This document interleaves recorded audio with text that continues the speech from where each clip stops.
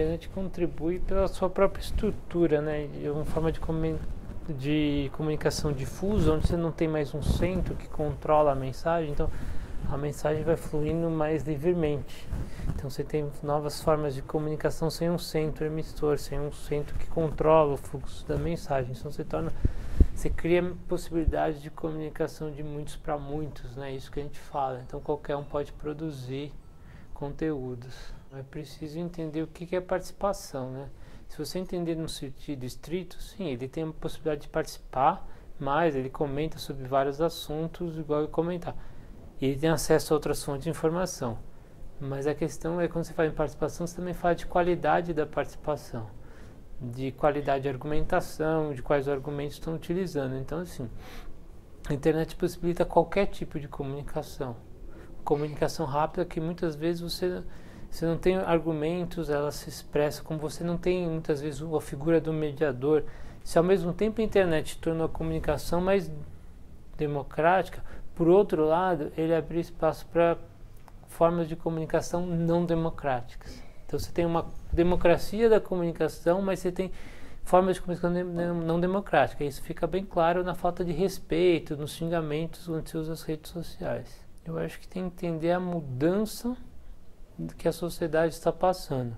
Então, o próprio meio, vamos dizer, de entretenimento da comunicação já está muito mais voltada para diversão, entretenimento. Então, eu tenho um filho pequeno e hoje em dia é difícil você achar na TV aberta o desenho.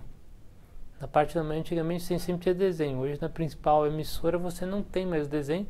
E você tem um programa, o programa da Fátima Bernardes, onde existe uma espécie de debate, mas é um debate feito de uma maneira bem genérica. São pessoas que não são especialistas da área, não estão sofrendo aquele problema, não vivenciam, são pessoas não credenciadas, mas eles falam e eles são mais ouvidos que se fossem especialistas. Então essa mudança do perfil da comunicação, muito mais voltada ao que o pessoal chama, né, entretenimento, tornou os próprios debates, eles se dão em termos de discussões. Então os debates sobre TV, muitas vezes os mais famosos ficam discutindo se foi lateral ou não, o juiz errou ou não, e você não tem uma discussão qualificada. Não é porque está debatendo que você é um programa, né, que seria de debate, você tem uma qualidade no debate. Então essa mudança da sociedade, que a gente poderia chamar de uma sociedade do espetáculo, transforma as relações mais, vamos usar uma expressão do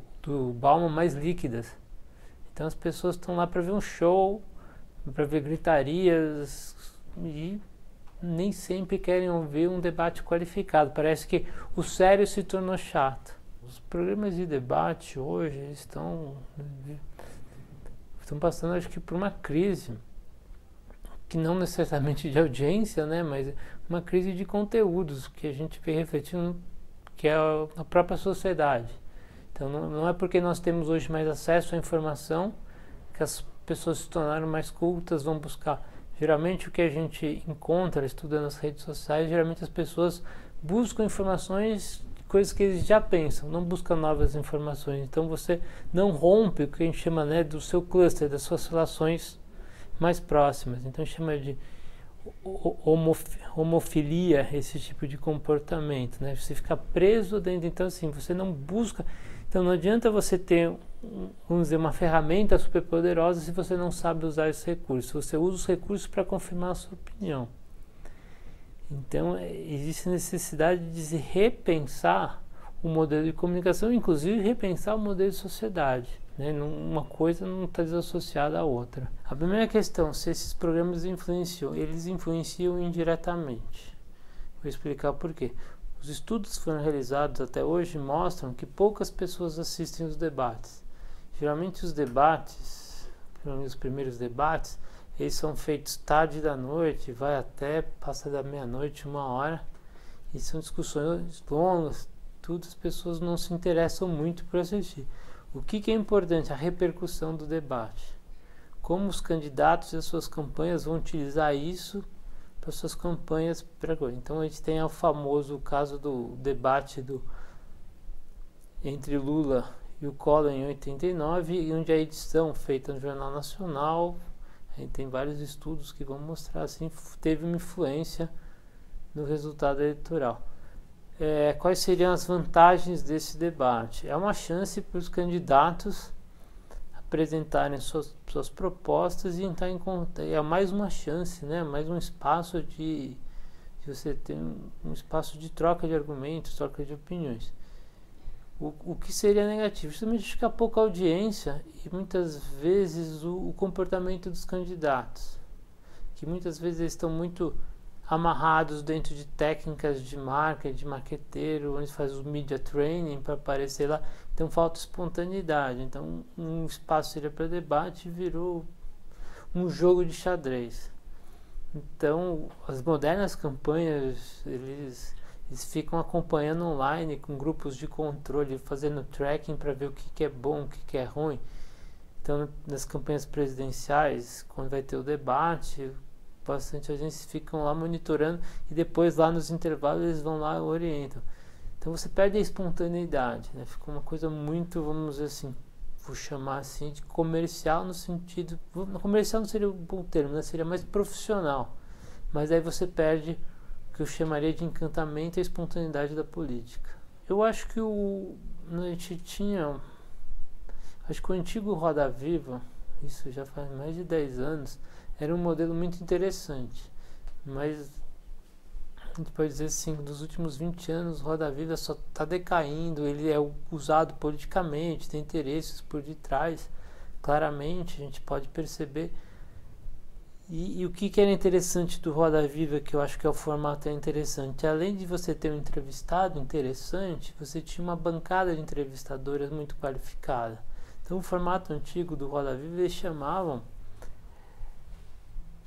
pessoas especialistas naquela área, não precisariam ser só professores universitários, mas são pessoas que conhecem aquela. Hoje são, desculpa por ser jornalista, mas são jornalistas muito generalistas, onde eles estão lá por outros motivos que não pela sua área de conhecimento. Se for jornalista especialista naquele tema, eu acho interessante, mas de repente chama jornalista por outros motivos.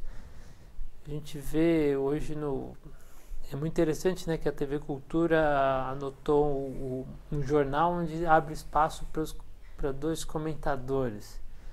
De repente você vê alguém comentando sobre tudo. Isso é impossível, ninguém sabe tudo sobre tudo. Então você tem a completa banalização e é muito interessante essa época de internet que as pessoas buscam mais opinião e essa opinião está esvaziando a qualidade da informação. É diferente uma opinião do que uma análise.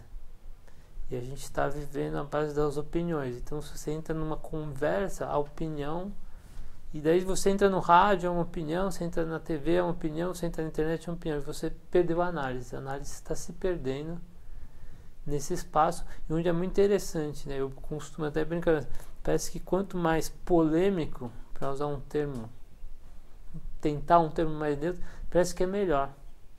Então, vamos dizer, pessoas mais equilibradas, pessoas mais sensatas, onde vão entrar numa argumentação, eles não fazem muito sucesso, mas essas pessoas polêmicas, com opiniões polêmicas, muitas vezes agressivas, ofensivas, estão ganhando cada vez mais espaço, não só nos programas de debates, mas em outros meios de comunicação.